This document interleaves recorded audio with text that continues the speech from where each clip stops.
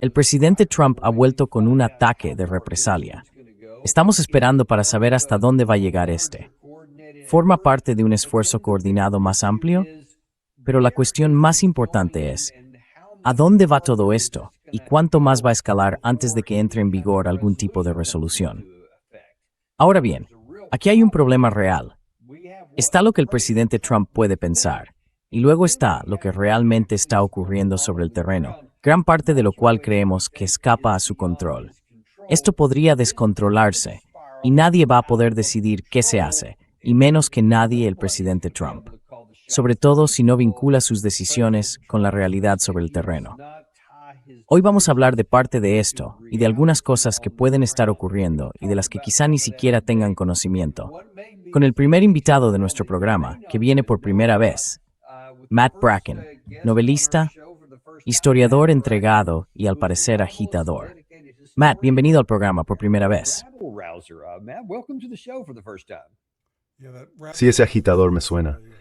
Como se solía decir, no favorece precisamente la carrera.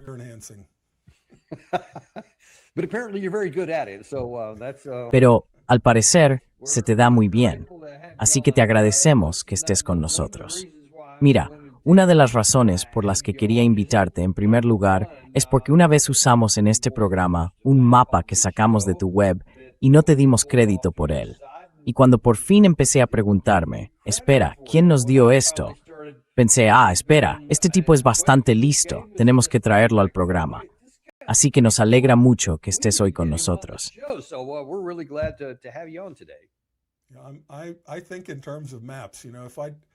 Yo pienso en términos de mapas. Mucha gente usa términos a la ligera, pero como analogía, es como quienes de verdad no saben la diferencia de tamaño entre Rhode Island y Texas. Si vieran dos mapas uno al lado del otro, en los que Rhode Island pareciera tener el mismo tamaño que Texas, no se darían cuenta.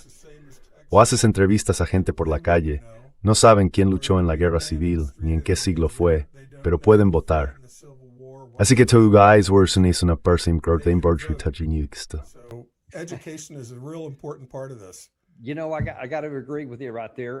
Sabes, estoy de acuerdo contigo en eso, y de hecho está influyendo aquí.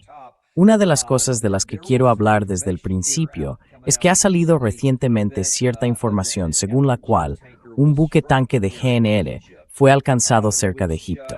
Se ha acusado a varios puertos distintos de estar detrás de ello. Algunas personas dicen que vino de Irán, otras dicen que vino de otros lugares.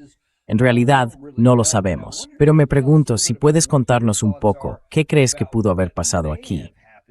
Y esto es algo que tenemos de vuestra parte. ¿Puedes decirnos qué estamos viendo y en qué debemos fijarnos cuando hablamos de este ataque en Egipto?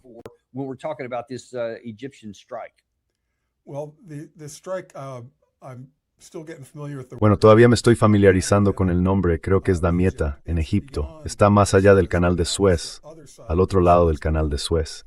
Así que si se trata de un dron iraní, que vuela bastante bajo y se oye, entonces atravesó por completo zonas urbanizadas, el canal, etc., y alcanzó esta instalación que es de propiedad estadounidense.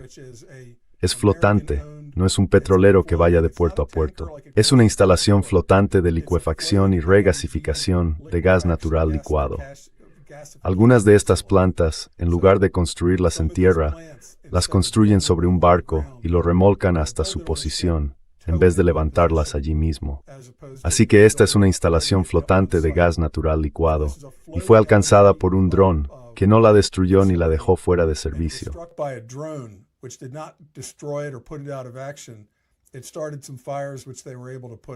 Provocó algunos incendios que pudieron apagar.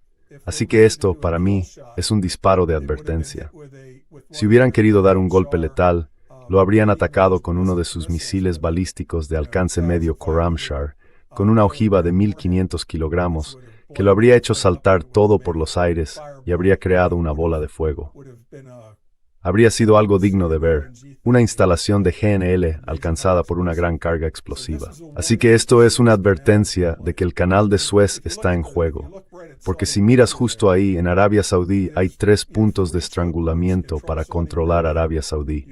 Tienes el canal de Suez arriba, Bab el Mandeb, la Puerta de las Lágrimas, abajo, y el Estrecho de Hormuz. Así que allí abajo en Yemen, donde están los hutíes, ya son capaces de bloquear Bab el-Mandeb.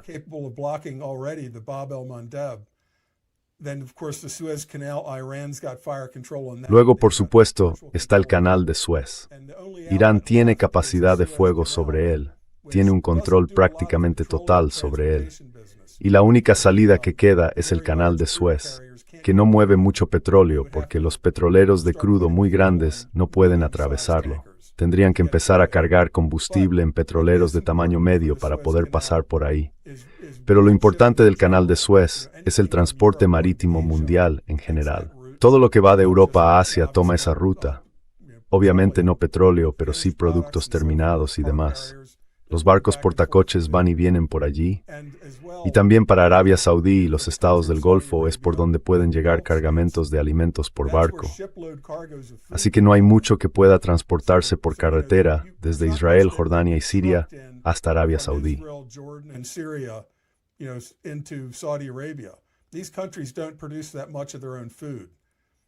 Estos países no producen tantos alimentos por sí mismos. Ya sabemos que dependen muchísimo de las plantas desalinizadoras para obtener agua dulce. Eso está bien entendido. Pero los alimentos también les llegan en barcos. Así que la mayoría de estos países, del mismo modo que nosotros tenemos una reserva estratégica de petróleo, tienen reservas estratégicas de agua y alimentos. Pero no son reservas pensadas para durar eternamente, quizá un par de meses. Así que, si se cierran el Canal de Suez, Bab el-Mandeb y el Estrecho de Hormuz, estos países no solo se quedarán sin mercado, sin ingresos por vender su petróleo, su gas natural y todo lo demás, tampoco podrán importar alimentos. Ahora déjeme hacerle una pregunta. Es una crisis inmediata. Now let me ask you a question on this. Obviously, and so the Sí, obviamente. Y la cuestión aquí es esta. Esto es Damietta. Aquí es donde tuvo lugar originalmente el ataque. Y usted ha señalado que si fue Irán, tendría que haber sobrevolado Irak, quizás Siria, Líbano, tal vez Jordania, Israel, etc. ¿Qué le indica eso?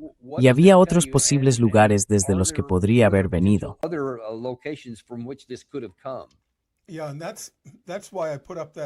Sí, por eso mostré ese mapa lo llaman Shahed, o en la versión rusa, un dron Heran. Es ese dron de ala volante. Cuando los ves lanzados de 5 en 5 como en una salva desde la parte trasera de un camión, llevan un cohete de asistencia que luego se desprende. Pero hay algo que puedes hacer con estos drones. Lanzarlos desde un vehículo en movimiento. Puede ser una camioneta o una lancha rápida. Solo tienes que poner ese aparato a 130 kilómetros por hora y hay suficiente sustentación sobre el ala. Su motor se enciende y despega.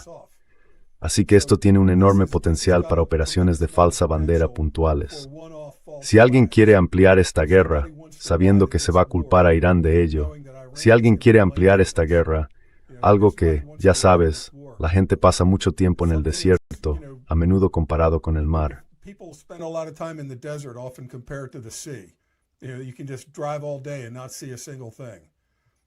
Puedes conducir todo el día sin ver absolutamente nada. Hay pozos señalados en el desierto y no hay nada allí. Puedes aterrizar un avión en el desierto. Quiero decir, el plan original en 1980 para el rescate de los rehenes era aterrizar varios C-130 y helicópteros CH-53 en Desert One. Varios, ¿no? Todo un escuadrón de aviones estadounidenses aterrizaría en el desierto. Y como resultó, fue un fiasco. Los aviones chocaron entre sí. Testigos civiles que iban en coches lo vieron. Pero si hablamos de un solo avión más pequeño, hay versiones más pequeñas del C-130, ya sabes, turbohélices bimotor. Puedes aterrizar en el desierto, desplegar un pequeño paquete de armamento y lanzar un misil. El avión despega, nadie lo vio. El dron vuela cerca del suelo, por debajo del radar.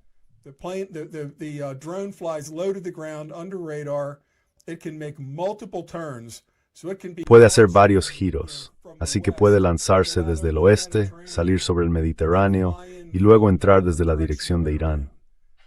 Quiero decir, esto es muy fácil de hacer. Hemos aprendido todo esto de la guerra de Ucrania, donde estos drones pueden lanzarse de forma que todos impacten en el objetivo al mismo tiempo, pero llegando desde direcciones distintas. Pueden volar mucho más allá de su objetivo y regresar desde otra dirección para evitar las defensas aéreas, por ejemplo. Así que si alguien quiere ampliar esta guerra, involucrar a Egipto sería un paso muy importante. Y este es un objetivo estadounidense, no es civil, en el sentido de que no está en una ciudad. Obviamente pueden morir algunos trabajadores, pero es un objetivo de propiedad estadounidense.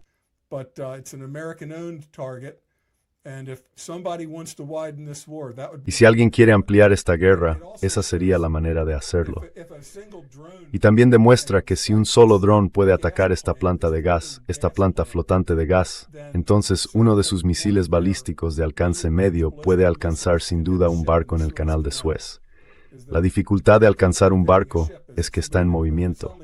Pero si solo avanza a 7 u 8 millas por hora, en línea recta, no es un problema matemático realmente difícil. Y hemos visto su capacidad para colocar una de estas ojivas directamente dentro de un hangar o de un edificio de cuartel general. Obviamente, ahora tienen una gran precisión porque están utilizando el GPS chino y otros sistemas mejores. Así que si miran esas imágenes de los barracones y demás, podrían tener el tamaño de un barco. La imagen de los barracones de abajo. Sí, sí. Si una ojiva de 700 kilos cae en el centro de un barco a Mach 8, no es solo la potencia explosiva, como si detonara en cubierta. Se suma la energía cinética de impactar a miles de kilómetros por hora. Eso significa que va a explotar en lo profundo del barco y probablemente lo partirá por la mitad. Y entonces el canal de Suez queda bloqueado. Nos están advirtiendo, ni siquiera demos por sentado el canal de Suez. Así que uno de los factores de esta guerra, vi su último programa. Nuestros estrategas están dando palos de ciego. No saben qué hacer. Pensaban que terminaría en unos días, luego en unas semanas. Ahora nos estamos metiendo en algo así como 6 meses. No podemos mantener esto indefinidamente, porque la economía mundial no puede sostenerlo indefinidamente.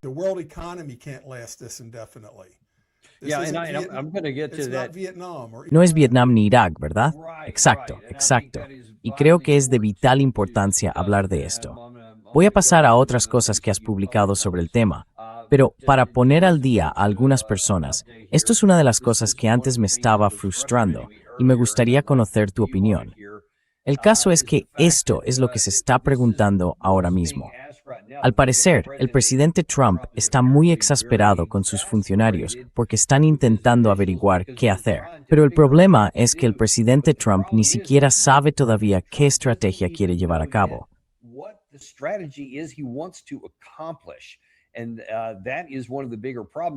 Y ese es uno de los grandes problemas aquí, si hablamos de dar bandazos.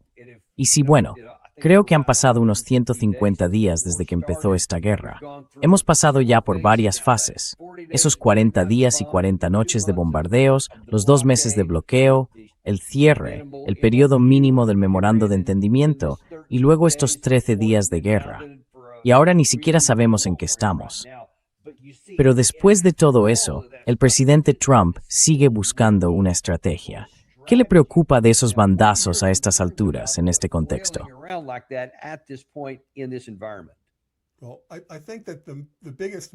Bueno, creo que la mayor oportunidad perdida fue el memorando de entendimiento. Podría haberse utilizado se habría considerado una derrota, pero los medios estadounidenses podrían haberlo presentado como una decisión estratégica e inteligente, sin admitirlo abiertamente, pero entendiendo que Irán va a estar al mando del estrecho de Hormuz, lo que convierte en un error toda la guerra desde el 28 de febrero, porque antes del 28 de febrero estaba abierto, completamente abierto, sin peajes, cualquiera podía entrar y salir. Ahora Irán dice que va a mantener el control y hasta en sus conversaciones con Omán está diciendo, podéis cobrar tasas a los barcos que salgan, pero nosotros vamos a controlar el 100% de lo que entre. Lo que significa que no habrá barcos cargados de material de guerra para las bases estadounidenses.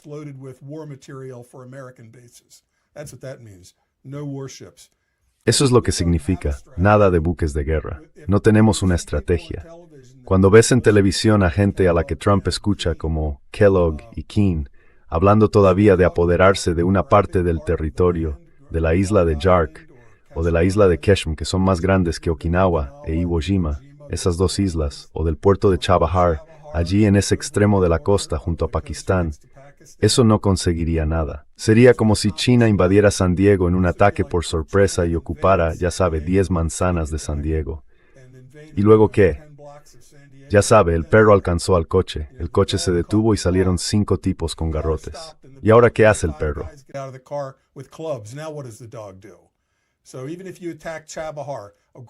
Así que, aunque ataques Chabahar, oh estupendo, tenemos un perímetro. Acabamos de meternos nosotros mismos en el perímetro de Pusan.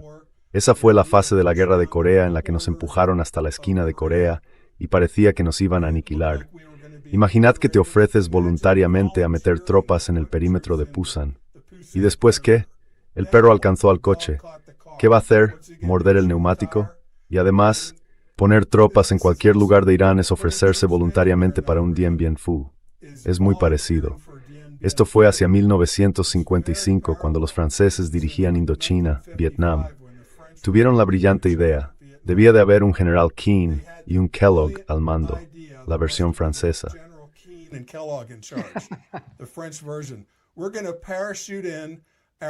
Vamos a lanzar en paracaídas a nuestras tropas de élite, la Legión extranjera francesa, los paracaidistas franceses. Tenemos artillería aerotransportada.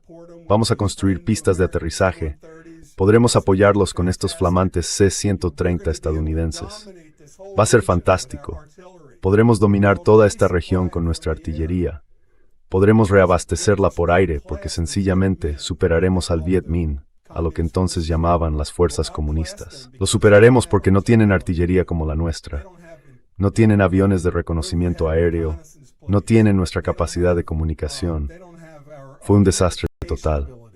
Al final tuvieron que rendirse.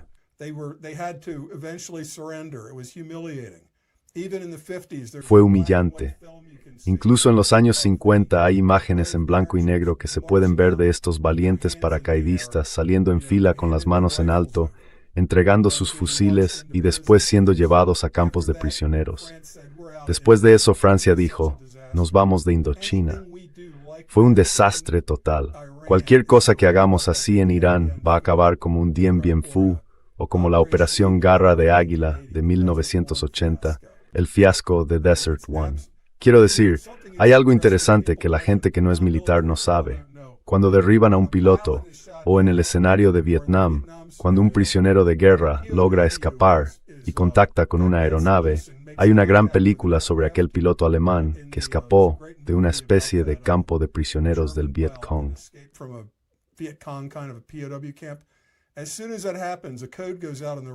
En cuanto eso ocurre, se transmite un código por radio. Todos los aviones estadounidenses de todo el teatro de operaciones cambian su misión para apoyar a las tropas sobre el terreno que están bajo fuego o al piloto que ha sido derribado. Todas las demás misiones se cancelan para apoyar a las tropas en tierra. Si hacemos algo como esta incursión de operaciones especiales en la montaña Pickaxe, que sería la cosa más estúpida que he oído en toda mi vida, si lo intentáramos, necesitaríamos todos los aviones que pudiéramos reunir, y más, para mantener un cordón aéreo alrededor de esa operación. Están hablando de llevar maquinaria de construcción, ¿verdad? Luego van a entrar en una montaña cuyo interior nunca han visto, y simplemente van a asumir que pueden abrirse paso reventando enormes puertas blindadas para llegar a donde ni siquiera saben que está todo eso.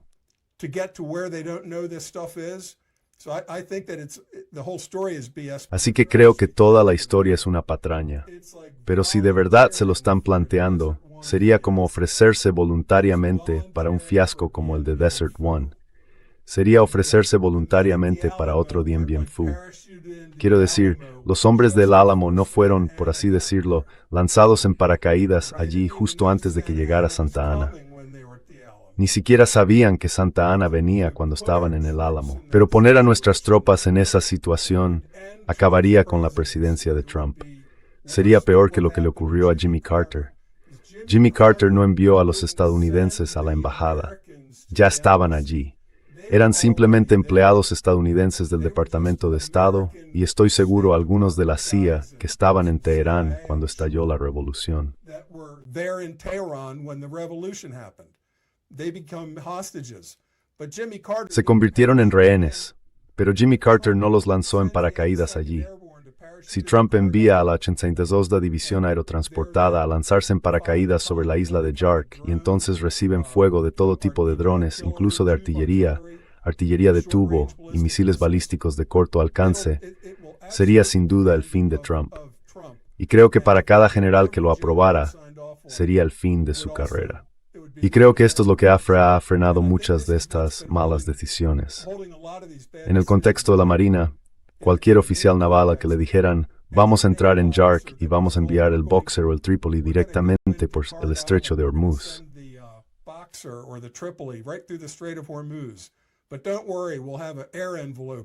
Pero no se preocupe, tendremos cobertura aérea y no podrán dispararles. El capitán de ese barco dirá, quiero esas órdenes por escrito, y ya que estamos, hagamos una videoconferencia para hablarlo. De modo que, si esto sale mal, que probablemente saldrá mal, quede constancia de que dije que era una mala idea. Puede dimitir, pero también puede decir, quiero las órdenes por escrito y hagamos una videoconferencia. Y eso llegará hasta el presidente. La gente no va a dar el visto bueno a estos planes descabellados, ¿verdad? No se van a ofrecer voluntarios para ir con Custer a Little Bighorn, que es lo que pasaría.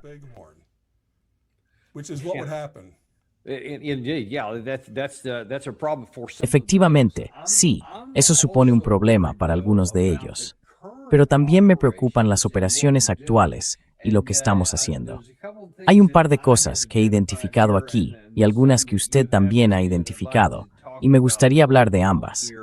Una de ellas, usted dice que esta es una de las batallas que se avecinan y que podría determinar el resultado de la guerra. Habla de algunos problemas con los petroleros varados. Mas hemos reports apropiados que es spring.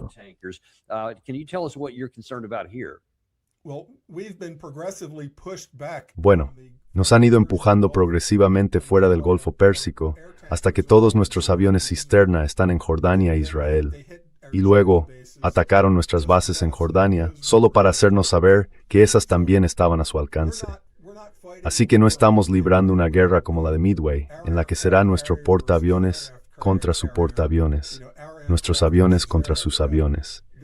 Esta será una batalla en la que, si nos preparamos para la gran armada aérea, para la gran guerra aérea, ahora tenemos todos nuestros aviones cisterna concentrados en bases que están a su alcance, al alcance de esos misiles balísticos de alcance medio, que pueden golpear en cualquier lugar de Irán, de Israel, con una precisión de unos 10 metros. Y el pasado marzo ese Khorramshahr, también conocido como K-Bar.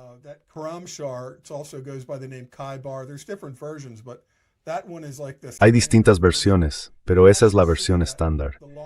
De hecho, se puede ver que el lanzador en el que va es un lanzador camuflado. Lleva una especie de estructura alrededor. Se ve la lona gris, toda echada hacia adelante, y en la parte superior hay una cubierta con lamas, también empujada hacia adelante. Así puede circular por una carretera de Irán y parecerse exactamente a un camión articulado de 16 metros. Pueden desplegarlo y lanzar ese misil muy rápido. Es de combustible líquido, pero está diseñado para cargarse y lanzarse con rapidez. Volviendo a Tormenta del Desierto, en los últimos días de Tormenta del Desierto, en 1991, avanzábamos hacia Kuwait, pero ellos seguían lanzando misiles Scud. Nunca logramos neutralizar sus misiles Scud.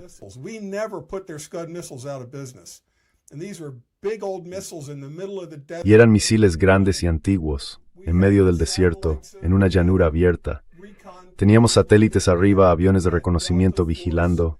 Teníamos a la Fuerza Delta y al SAS allí fuera, con prismáticos, buscando estas cosas. Nunca encontramos realmente ninguno, y ellos seguían lanzándolos. Ahora Irán es, ya sabe, unas 5 veces más grande que Irak, y es montañoso. Así que estos misiles pueden salir del lateral de una montaña, llegar a una carretera de cañón y lanzarse. Es mucho más difícil detenerlos que durante la Tormenta del Desierto, y su precisión es muchísimo mejor. Ya sabe, durante la Tormenta del Desierto, un Scud estuvo a punto de destruir el puerto de Jubail. Casi impactó en un muelle cargado de proyectiles de artillería. No tenían esa precisión. Cayó a 100 yardas de distancia. en el agua. The accuracy, it landed 100 yards off in the water. If it had hit, our whole memory of that would be Si hubiera impactado, nuestra memoria de aquello sería muy distinta, porque habría sido, ya sabes, habríamos perdido a cientos o miles de soldados en esa explosión si hubiera alcanzado ese depósito de armas, ese depósito de municiones en un muelle. Hoy pueden alcanzar esas cosas. Hoy todo eso está a su alcance. Así que seguimos luchando como si estuviéramos en 1992. Podemos simplemente aparcar esos aviones cisterna con las puntas de las alas pegadas, porque no son vehículos todoterreno. No puedes meterlos en la arena. Tienen que estar aparcados sobre cemento o asfalto, sobre todo cemento, porque allí hace muchísimo calor. Así que ahora están amontonados unos junto a otros. Si lanzamos la gran guerra aérea, la respuesta de Irán será atacar las pistas donde están esos aviones cisterna. the runways where those tankers are located. And they won't do it. Y no lo harán. Han lanzado unos pequeños disparos de advertencia, pero su gran ataque será cuando nuestro ataque aéreo esté en marcha. Así que, cuando estemos plenamente comprometidos, ahora tienen a chinos y rusos sentados con ellos, revisando información satelital en tiempo real. Saben cuándo aterriza un avión, apenas unos minutos después. Saben qué es y qué está descargando. Así que cuando vean que un tercio de nuestros aviones cisterna ha despegado y sus agentes sobre el terreno informen de lo mismo, porque hoy cualquiera con un teléfono inteligente es un agente, cualquier encargado de equipajes en cualquier parte del país o un taxista hace una foto. Eso se transmite a Irán en ese mismo minuto. Así que imágenes así están por todo Internet. Por cierto, aquí tienen algunos de nuestros aviones cisterna en el aeropuerto Ben Gurion hace poco. Exacto. Y ese Khorramshahr lleva una ojiva de 1.500 kilos que se usaría contra algo resistente como el edificio de una sede o un buque, si el buque estuviera atracado en un muelle, por ejemplo, o una refinería. Pero también tienen, y lo vimos en Tel Aviv el pasado marzo, algo que la gente llamaba una munición de racimo. En realidad no son bombas de racimo, son submuniciones. Y Ted Postol ha hablado de esto, me parece muy interesante. En vez de que descienda una única ojiva, que un Patriot o un THAAD pueda seguir, a cierta altitud libera entre 30 y 80 submuniciones, según la configuración. Así que, con 80 submuniciones, o algo así como 80 bombetas de 30 kilos, estas se dispersarán en función de la altitud a la que se liberen.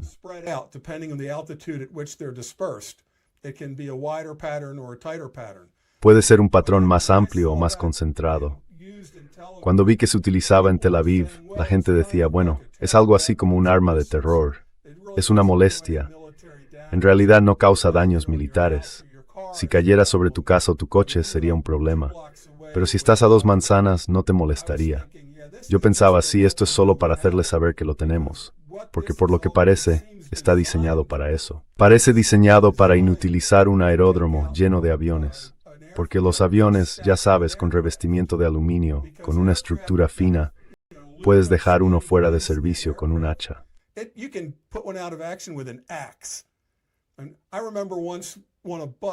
Y recuerdo una vez, en un autobús del aeropuerto de Frankfurt, que un conductor rozó por accidente la punta del ala de un C-130.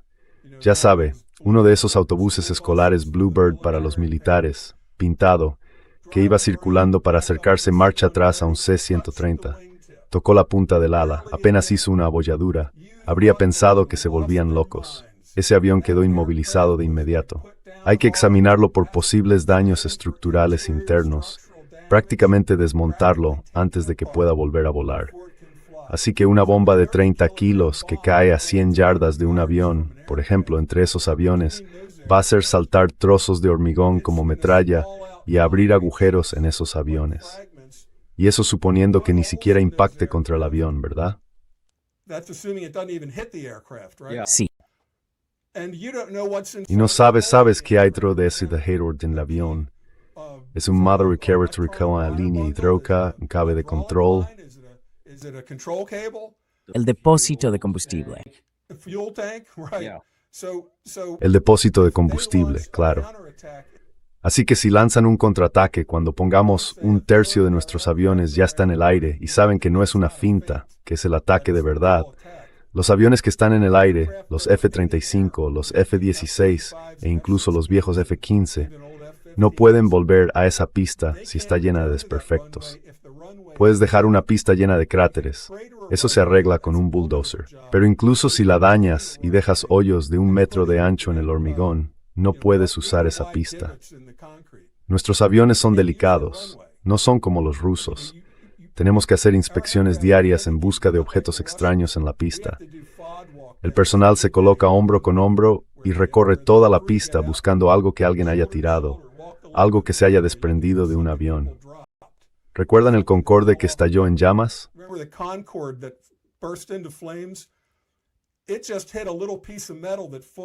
Simplemente chocó contra un pequeño trozo de metal que se había desprendido de un avión estadounidense unas horas antes. Chocó contra un pequeño trozo de metal. La rueda lo lanzó hacia el depósito de combustible y prendió fuego al Concorde. Así que no puedes, a diferencia de esa película, la película más absurda que he visto en toda mi vida, Top Gun Maverick, donde, para escapar de donde sea, Corea del Norte, resulta que encuentran un F-14 listo para volar y despegan atravesando una plataforma de hormigón llena de daños. No funciona así. Así que, si un tercio de nuestra fuerza aérea está en el aire y nuestras bases aéreas reciben el impacto de estos misiles de submuniciones, los aviones que estén en el aire tendrán que desviarse a algún otro lugar para aterrizar. Eso significa que no podrán rearmarse, repostar y salir a volar la siguiente misión.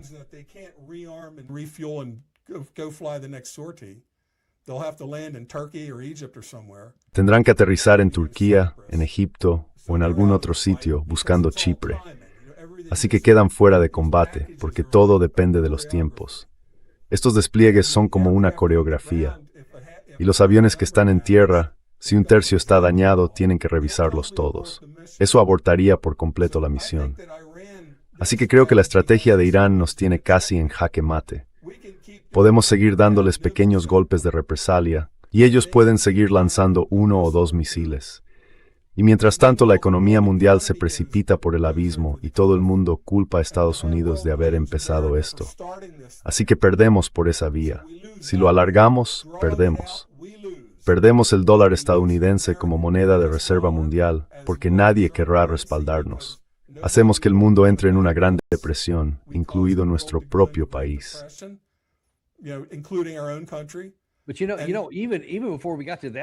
Pero incluso antes de llegar a ese punto, está todo eso que quizás sería a medio plazo, no a largo plazo, sino a medio plazo.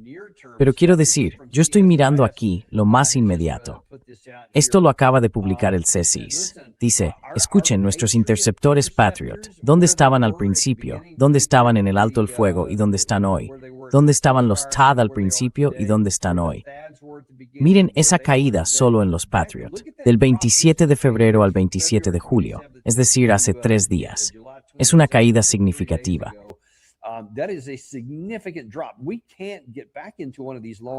No podemos volver a meternos en una de estas guerras largas y contar siquiera con estas cosas que tenemos en cantidades mínimas, que como ha señalado recientemente Ted Postol, de todos modos no son tan eficaces.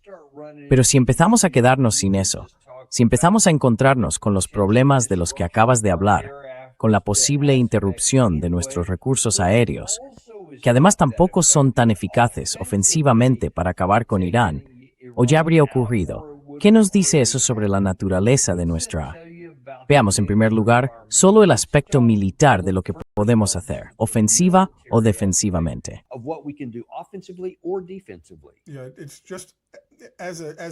Sí, y como apunte relacionado, ahora lloramos y nos lamentamos porque Irán podría adquirir 400 manpads de China, como si tuviéramos derecho a sobrevolar Irán.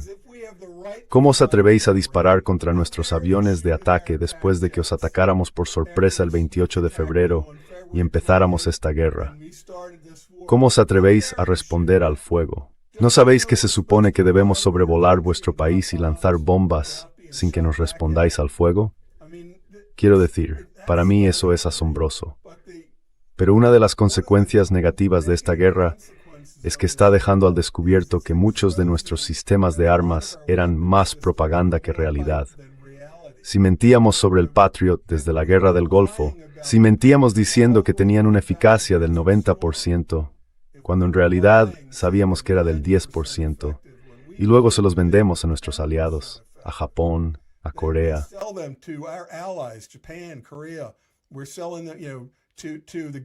Estamos vendiendo a los estados del Golfo. Son contratos de venta de miles de millones de dólares. Mucha gente ganó muchísimo dinero. Si supieran que en realidad no funcionan, ese engaño solo funciona mientras no se descubra. En cuanto se descubre, porque ya sabes, la audiencia de Fox News puede pensar que estamos derribándolo todo, pero en Kuwait y en los Emiratos probablemente sepan mejor que los Patriot no están funcionando. Puede que no puedan decirlo, porque tienen censura, pero la gente que vive allí y puede verlos caer, creo que sabe perfectamente que no los están interceptando.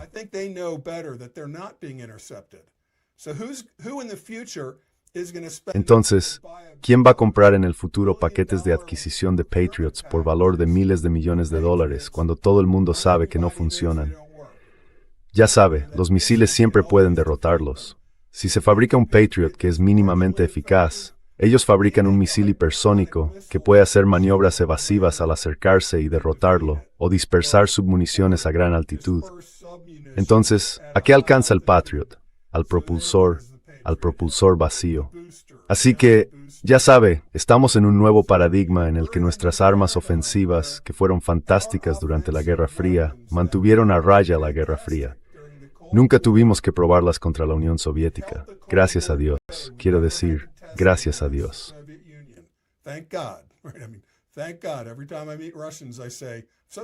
Cada vez que me reúno con rusos les digo, qué alegría que nunca tuviéramos una gran guerra. Corea, Vietnam, ya fue suficiente. Me alegro mucho de que no lo hiciéramos en Alemania o en Corea. Pero ahora el mundo sabe que muchos de nuestros sistemas no funcionan. ¿Quién va a comprar estas cosas ahora? Quiero decir, el paquete de los F-35 con Turquía está en el aire por los S-400 que compraron a Rusia.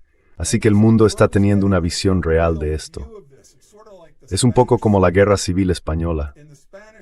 En la Guerra Civil Española se desarrollaron nuevas tácticas, técnicas y procedimientos de aviación que estaban en África.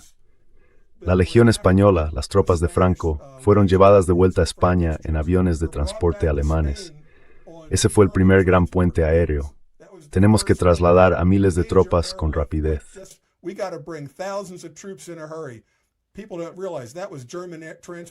La gente no se da cuenta de que aquello eran aviones de transporte alemanes, el bombardero en picado Stuka. Gran parte de eso se utilizó en combate durante la Guerra Civil Española. Así que muchas de las cosas que estamos haciendo ahora son como pruebas de concepto. La prueba real, la prueba definitiva. Y si el mundo ve nuestras bases aéreas en Jordania e Israel diezmadas por misiles iraníes, se acabó la proyección de poder estadounidense. Ya sabe, Corea, Japón, Taiwán, simplemente tendrán que llegar a un acuerdo con China, porque todo el mundo sabrá, después de esto, que Estados Unidos no puede salvar Asia. Ni siquiera podemos derrotar a Irán. Quiero decir, sin recurrir a armas nucleares y hacer saltar por los aires al mundo entero, irradiando al mundo entero.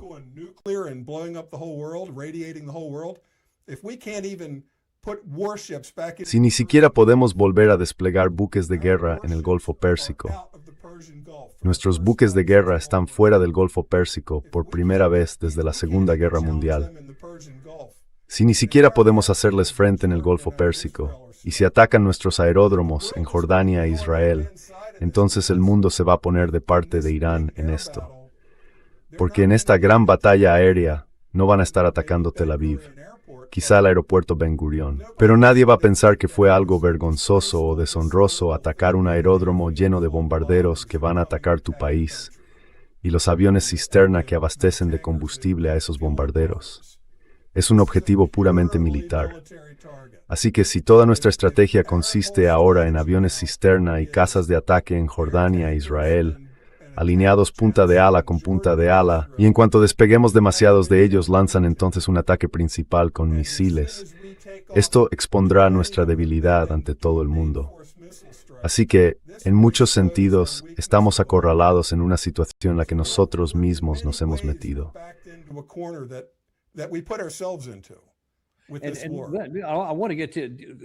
Y quiero llegar a eso. Ese tipo de cosas, a más largo plazo, van a ser un problema real que ya está incorporado. Es algo que habrá que gestionar, y no nos va a ir bien con ello. Pero me preocupan más las cosas a corto plazo, de las que también has hablado un poco, y es lo que has llamado la Tercera Guerra Mundial Económica. No se trata solo de lo que está ocurriendo aquí, en Oriente Medio. También está lo que está pasando con los ataques contra la energía en la guerra entre Rusia y Ucrania, etc. Me pregunto si puedes explicar un poco qué muestra esta diapositiva. ¿Cuál es tu verdadera preocupación?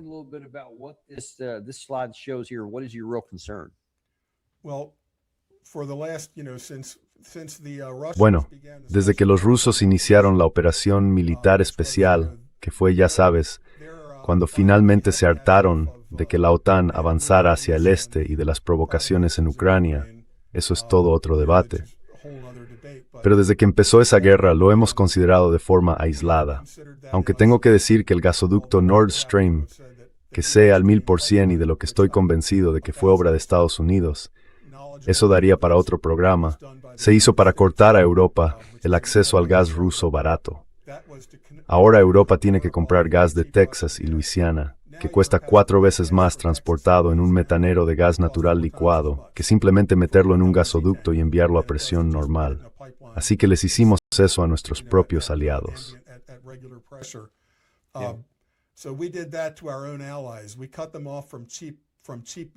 Les cortamos el acceso al gas natural barato, paralizando su industria y colocando a su industria en una enorme desventaja frente al resto del mundo, nuestros maravillosos aliados de la OTAN. Así que eso fue un golpe en esta guerra energética. Hace 2 años, o fue el año pasado, hubo un barco en el Mediterráneo llamado Ursa Major, un barco ruso que probablemente fue torpedeado. No todos los torpedos tienen que ser, digamos, un impacto letal de máxima potencia. Si estás llevando a cabo una operación encubierta, puedes lanzar un torpedo ajustado para causar solo el daño suficiente como para hundir un barco. O eso, o fue saboteado en Murmansk o en algún otro lugar. Así que un barco que iba de Murmansk, creen, a Corea del Norte con vasijas de reactor vacías para submarinos nucleares norcoreanos. Bastante estratégico.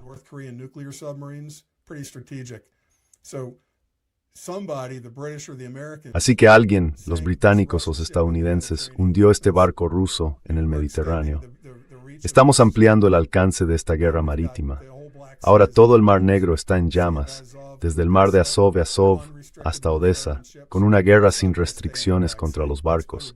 Eso no se va a quedar en el Mar Negro, se va a extender. Y la semana pasada tuvimos el Mar Caspio. El Mar Caspio ya ha estado en medio de estas 2 guerras, porque los ucranianos han lanzado drones contra una base naval rusa en la esquina noroeste del Caspio. E Israel y Estados Unidos han atacado puertos iraníes en la parte norte del Caspio, del lado iraní. Pero el sábado pasado, creo que fue el sábado, un barco iraní fue alcanzado por drones ucranianos.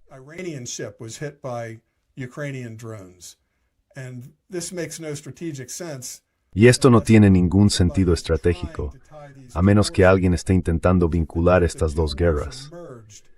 Porque si las 2 guerras se fusionan, entonces si Irán empieza a atacar directamente a Ucrania, y Ucrania empieza a hacerlo directamente, antes de que nos demos cuenta, la OTAN nos estará ayudando a combatir contra Irán. Ya no podemos separar estas guerras. Y entonces, si la guerra de Ucrania se fusiona con la guerra de Irán, estaremos luchando más directamente contra Rusia. Ya estamos suministrando las armas que los ucranianos lanzan contra Rusia, hasta Murmansk. Ha habido estos drones de largo alcance, como un avión.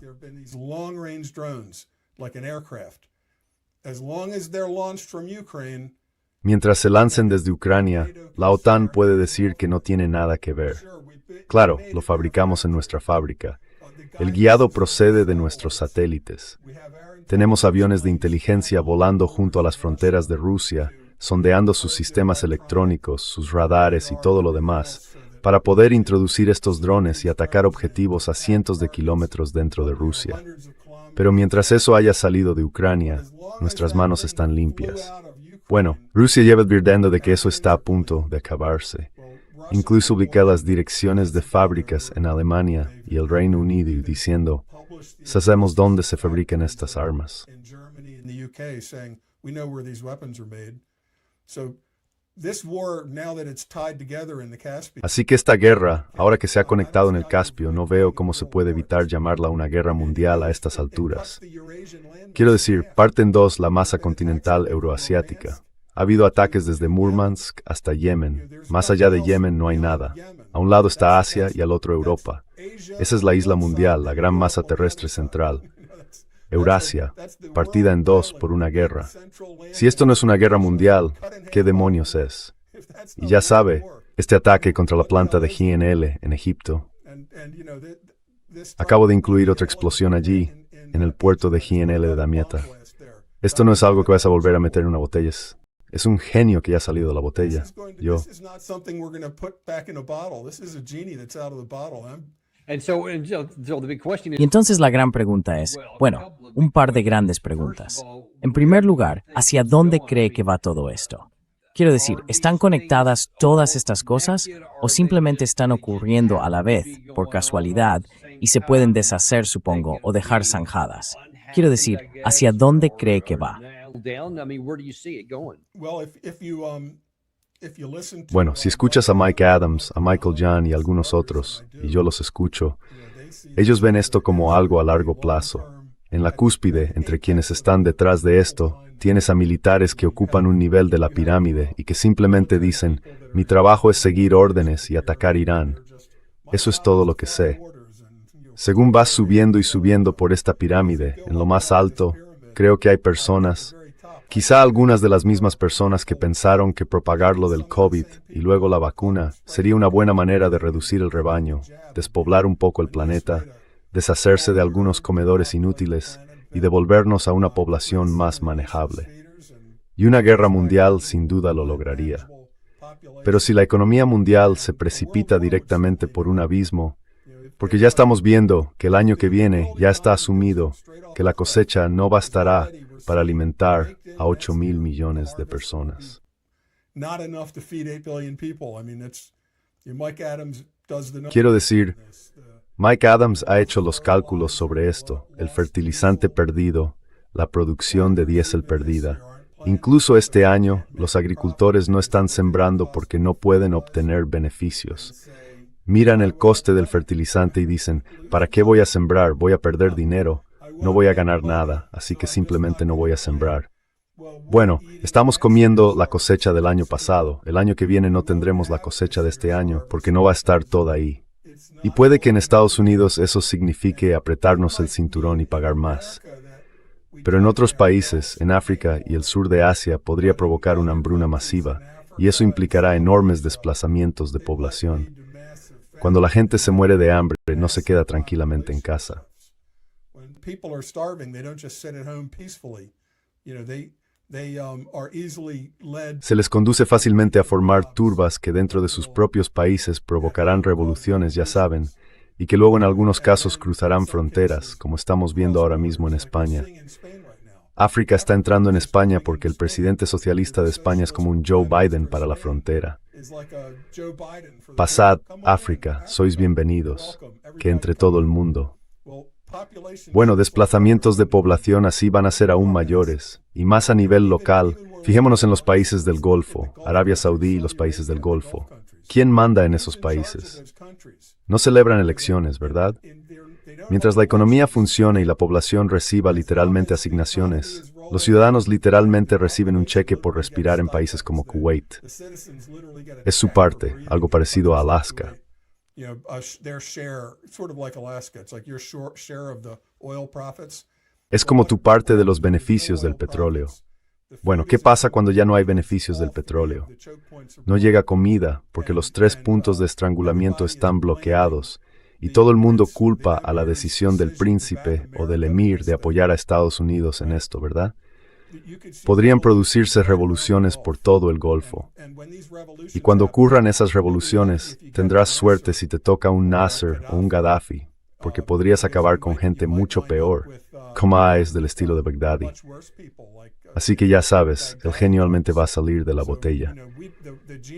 Hemos desbaratado las cosas hasta tal punto que espero que veamos cambios políticos masivos que no jugarán a nuestro favor.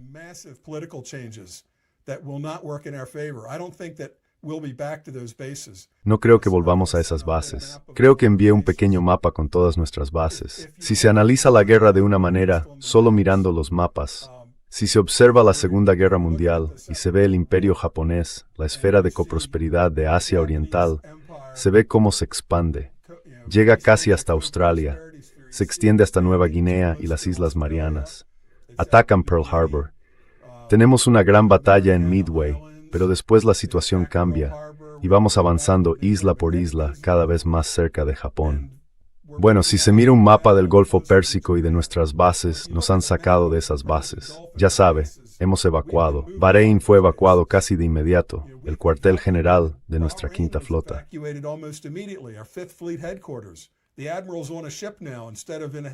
El almirante está ahora en un barco, en vez de en un cuartel general en Bahrein.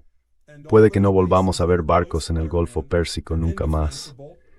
Y todas esas bases que están cerca de Irán son indefendibles. Están al alcance fácil de sus misiles balísticos de corto alcance, que llegan hasta los 1000 kilómetros y que no podemos detener. Si a ellos les cuesta $100,000 fabricar un misil de 500 kilómetros, y a nosotros nos cuesta 2 millones fabricar un Patriot que puede funcionar o no, no podemos permitírnoslo. No nos salen las cuentas. Así que dentro de un año, ¿cuántas de esas bases seguirán siendo estadounidenses? Si esas bases se quedan sin estadounidenses, porque ha habido revoluciones y la población, el nuevo emir dice, me van a linchar si me quedo. Me están culpando de que la planta desalinizadora haya sido destruida. Me están culpando de que este año no haya ingresos del petróleo.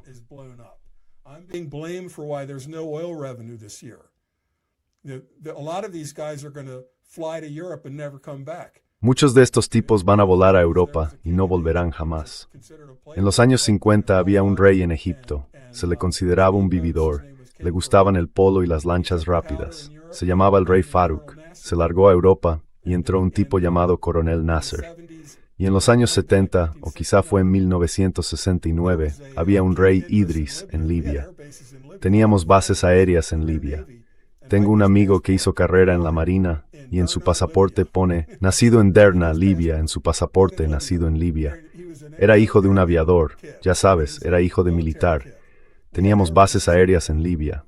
Luego el coronel Gaddafi fue a Gran Bretaña y estudió comunicaciones en Sandhurst.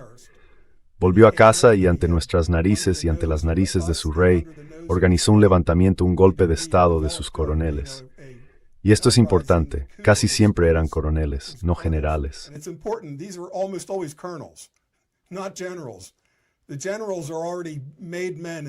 Los generales ya son hombres hechos y derechos y están en las fiestas, están en la embajada, se codean con la clase de los multimillonarios, no saben lo que está pasando. Tienen un ayudante de campo, ¿cómo se llama? El tipo de los galones dorados, ¿no? Le entrega al general una nota, está llamando fulano, el que lleva al perro, ¿cuál es el término para eso? Pero el general está en plan, oh, yo estoy a nivel de gran estrategia. El general Kellogg quiere hablar conmigo sobre qué debería decir esta noche en Fox News. Los coroneles son los que van a sufrir si esto ocurre. Son ellos los que van a caer en llamas liderando el ataque. Así que este tipo de golpes de Estado en los países del Golfo seguirán el modelo de Egipto y Libia. Serán los coroneles. Y ya sabes, no creo que vayan a amar a Estados Unidos cuando todo esto termine. Sí, los países quedan destrozados.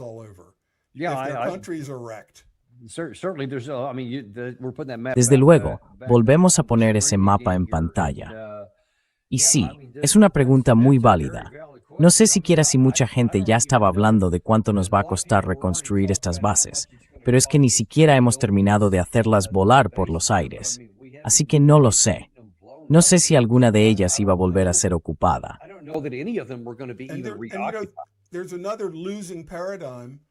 Hay otro paradigma perdedor. Tiene que ver con el hecho de que al oeste del Golfo Pérsico, lo que hay principalmente es desierto llano. E Irán, ya sabe, tiene el tamaño de 6 Colorados y montañas más grandes como comparación. Pero en Irán, todo esto está bajo tierra porque es fácil. Basta con tener una carretera de cañón, perforar lateralmente, en horizontal, directamente hacia la montaña, y ya estás bajo más de 300 metros de montaña.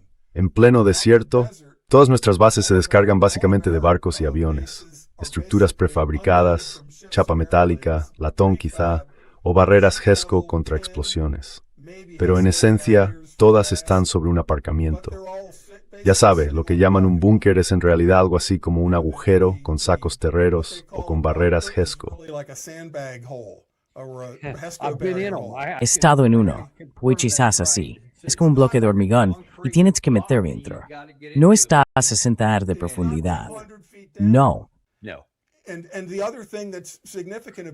Y otra cosa importante es que desde el principio hay una disparidad en cuanto a quién puede recibir castigo, porque nuestro personal está expuesto. Ahora mismo dicen que hay 14 muertos en combate, y creo que dijeron, vamos a descontar 4 porque fue durante un alto el fuego, lo cual es totalmente vergonzoso y deshonroso. Pero otros informes han hablado de cientos de heridos. Más de 600. Eso es que estamos oyendo. Is what we're hearing. Y lo que yo esperaría es que esto fuera una explosión. Si tienes un minuto de aviso para ponerte a cubierto y no estás en el hangar cuando explota la ojiva, sino a unos 180 metros detrás de una barrera GESCO, no te alcanzará la metralla ni te volará un brazo.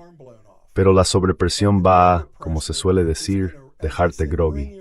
Puede que despiertes en Alemania después de una evacuación médica en un C-17 y quizá nunca te recuperes.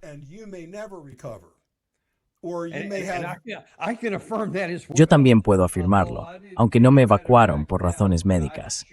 Pero desde luego fui víctima de una de esas sobrepresiones provocadas por un cohete que cayó no demasiado lejos de mí, y ni siquiera estaba tan cerca. Wasn't even that close, and I still. Así que imagina una ojiva de 700 kilos explotando al aire libre a unos 200 metros de distancia. Puede que estés detrás de una barrera de hormigón y te salves de la metralla directa, pero no de la sobrepresión. Y la lesión cerebral traumática, junto con otros daños permanentes causados por la explosión, puede provocar cambios de personalidad. Los maridos vuelven de la guerra.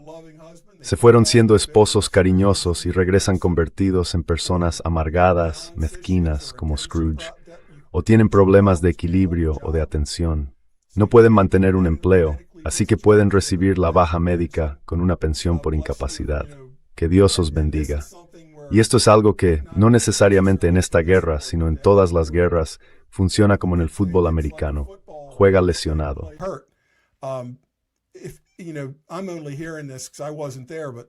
Solo lo sé de oídas porque yo no estuve allí. Pero si vas en un convoy de vehículos, explota un vehículo por un artefacto explosivo improvisado y tú estás a 2 vehículos de distancia y la explosión te ha dejado aturdido, pero hay gente que necesita ayuda. No puedes decir, soy una baja. Aunque no oigas, aunque ya sabes, lo veas todo borroso, vas a ir a ayudar a tus compañeros. Y al día siguiente hay otra misión, así que no vas a incluirte en un parte médico. Vas a seguir combatiendo, porque no quieres que te vean como el tipo que ya sabes, cogió el camino fácil para volver a casa. Luego te licencian del ejército, y al año siguiente no puedes, ya sabes, tienes problemas de equilibrio y de audición, no puedes concentrarte, sufres cambios de personalidad, y esto es endémico. Esto va a ser el agente naranja, como el agente naranja de la guerra de Vietnam, el defoliante, ranch hand, y las fosas de Kemal Atermenil III, Befreiung Libertad Iraquí. Sí, Ya sabes, las fosas de combustión y el petróleo ardiendo y todo eso. Acordaos de todo. Dentro de 2 o 3 años habrá todos esos documentales sobre los veteranos que sufrieron esas lesiones por explosión y sobre cómo el tío Sam no se está ocupando de ellos. Es como si pasáramos por esto una y otra vez. Simplemente no aprendemos. sí, eso siempre es problema de otro. Y sí, ya nos ocuparemos de eso más adelante. La administración de veteranos. Sí, vaya allí, buena suerte. Sí, hay muy poca preocupación por las personas implicadas en esto. I tell everybody discharging, Y les digo a todos, al licenciarse, ya sea por paracaidismo, una lesión de cuello o lo que sea, que lo declaren, que conste en el informe de licenciamiento. En ese informe, la rodilla dañada, la espalda dañada. ¿Cuántos de nuestros soldados que pesan 68 kilos están allí en Afganistán, en Irak? Van caminando con una mochila de 45 kilos, con todo su equipo, toda la munición y el chaleco antibalas. Y dicen que hacen un solo despliegue, salen del ejército y tienen una espalda como la de alguien de 80 años.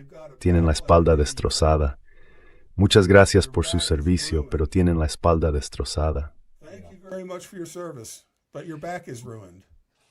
Yeah, saw a lot of that. Sí, vimos mucho de eso.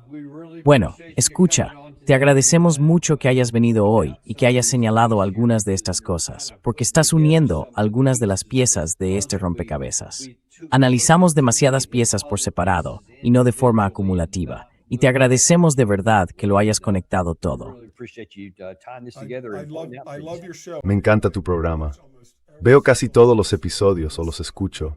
Voy por casa con el Bluetooth puesto, ya sabes. The house, you know. Well, thank you Bueno, a lot. muchas gracias. Lo agradecemos de verdad y también agradecemos que formes parte de ello. And you see me, I don't Y ya ve, a veces ni siquiera espero a que usted, ponga un enlace en X. Hago una captura de pantalla de YouTube y la publico en X y en Gab, y ya sabe, la difundo por mis grupos de Signal. around on my signal. Bueno, agradecemos esa aportación. Seguimos haciéndolo. Estupendo. Es un honor para mí. Es un honor para mí. It's my honor. It's my honor.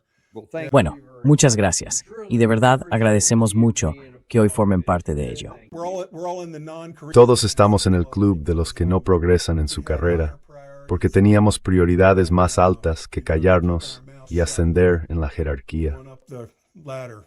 Hey, we are Oye, no nos intimidamos ni cedemos a compromisos a la hora de decir la verdad y agradecemos a todos los que siguen avanzando por ese mismo camino. Y te lo agradecemos a ti.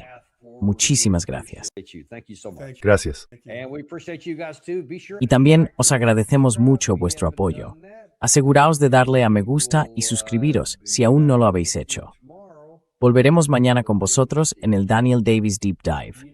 Ya sabéis que no tenemos patrocinadores porque odiamos machacaros con anuncios. A mí no me gustan. Así que devolvednos un poco de cariño. Suscribíos, dadle a me gusta y enviad esto a alguien que os importe. and send this to somebody you care about.